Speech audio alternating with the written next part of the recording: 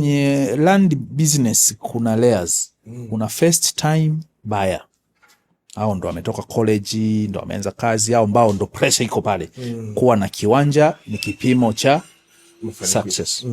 Sasa layer 2 ni wale wanaokuja ku upgrade life. Kwamba alikuwa amenunua kiwanja squatter, alinunua kiwanja kidogo, sasa maisha yamebadilika, anataka sehemu ambayo pakubwa kidogo.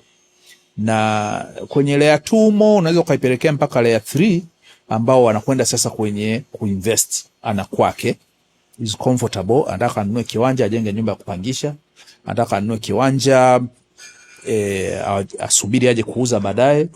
Anataka kununua eneo la barabarani ajenge nyumba za kupangisha au maduka. Anataka kununua kiwanja ajenge labda income generating units kama Airbnb, holiday homes. So lakini na layer hiyo kienda maturity kidogo inakwenda almost to 4 layers ambayo au 4th layer ambayo inakwenda kwenye upande wa kununua kwa ajili ya watoto. Live. You're listening to with Men, the podcast.